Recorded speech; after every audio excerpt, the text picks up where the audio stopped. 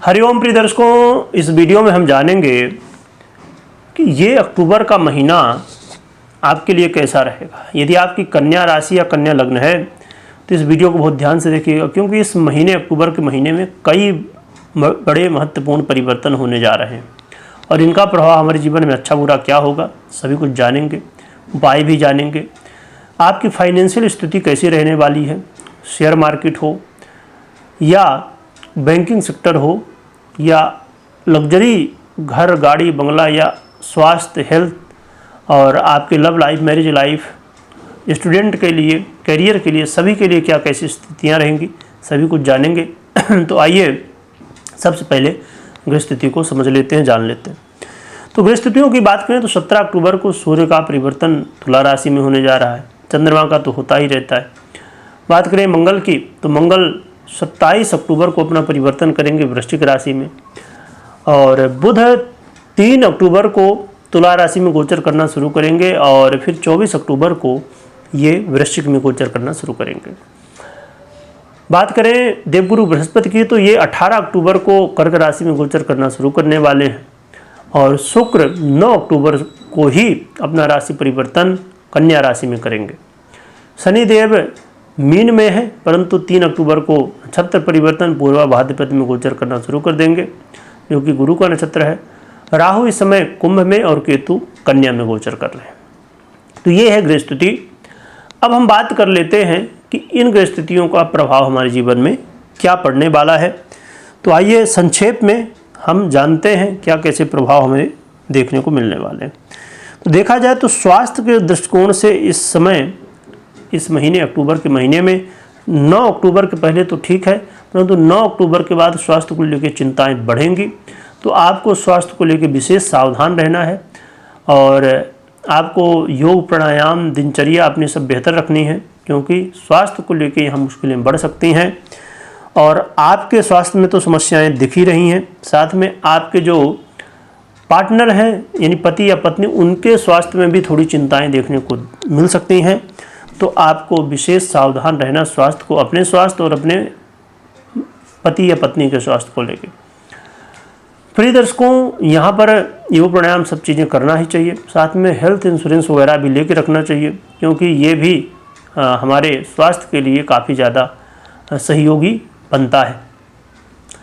और बात करें कि यदि आप जैसे बैंकिंग सेक्टर में एफडी करना चाहते हैं या बैंकिंग सेक्टर में और कोई इन्वेस्ट करना चाहते हैं, तो ये सब चीज़ें आपको 9 अक्टूबर के पहले ही कर लेना चाहिए, क्योंकि 9 अक्टूबर के बाद यहाँ पर भी थोड़ी नुकसान होने की संभावनाएं हो सकती हैं।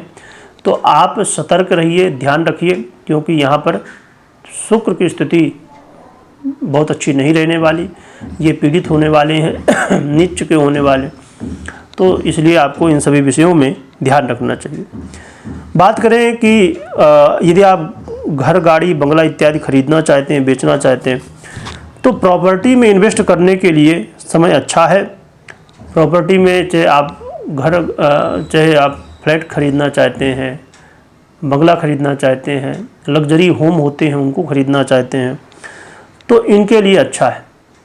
हाँ, परंतु लग्जरी चीज़ों को खरीदने से बचना चाहिए। और गाड़ी वगैरह खरीद सकते हैं, परंतु लग्जरी कुछ चीज़ें जो हैं तो उनसे बचना चाहिए। प्रॉपर्टी में तो ठीक है, यहाँ पर अच्छे परिणाम देखने को मिल सकते हैं।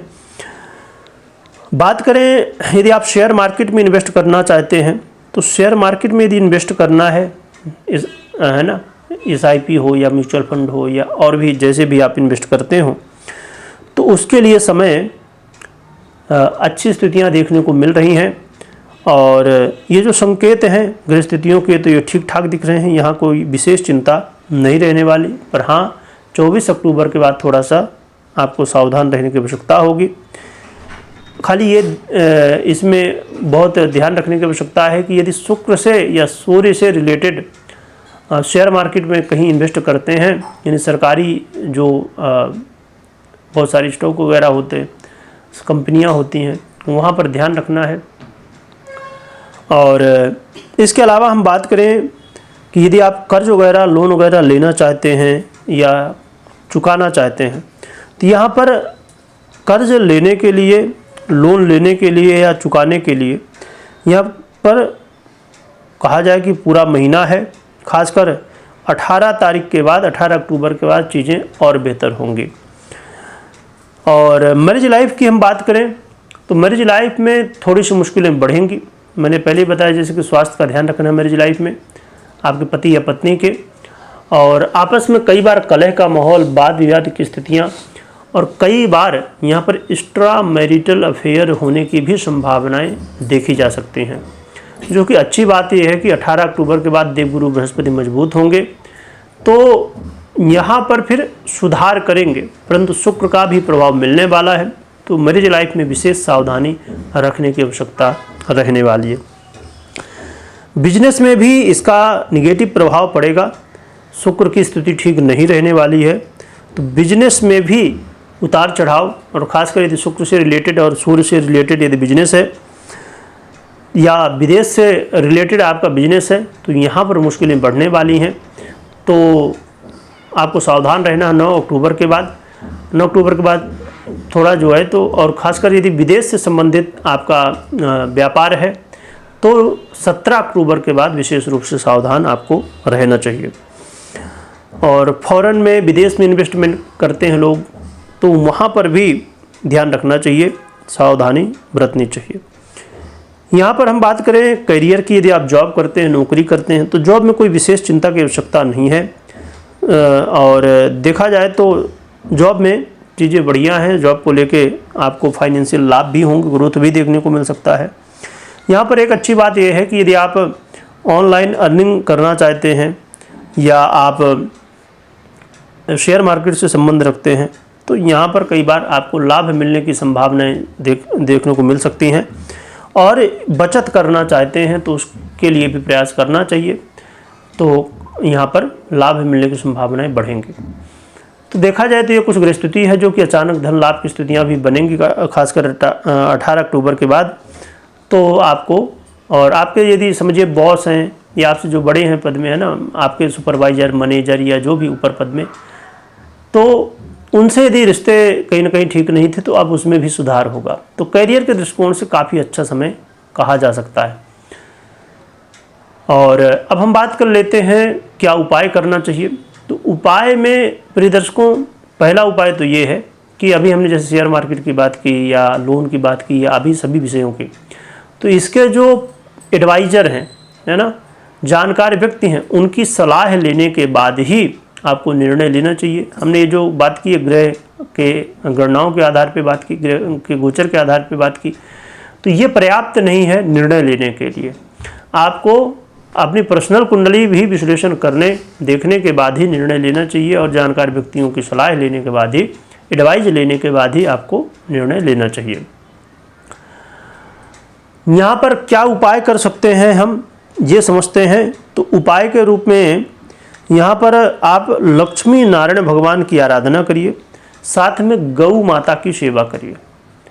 गौ माता को चारा खिलाइए और अपने मन को स्थिर रखने के लिए योग प्राणायाम करिए, मेडिटेशन करिए, ध्यान करिए, ये बहुत ज़रूरी है। स्वास्थ्य का बहुत ध्यान रखिए, और स्वास्थ्य जब खराब हो की स्थिति दिख रही है तो हेल्थ इंश्योरेंस वगैरह ज़रूर लेके हमें रखना चाहिए।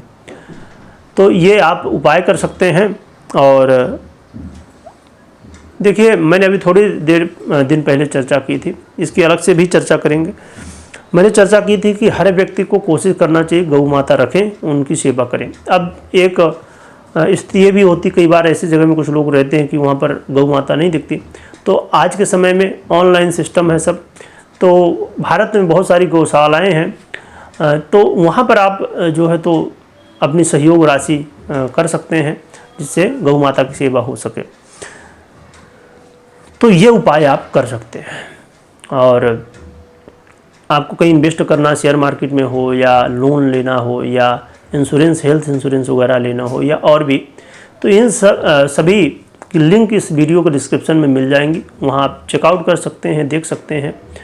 परंतु किसी जानकार व्यक्ति की सलाह लेने के बाद ही, एडवाइज़र की सलाह लेने के बाद ही निर्णय लेना चाहिए। वीडियो देखने के लिए बहुत बहुत धन्यवाद।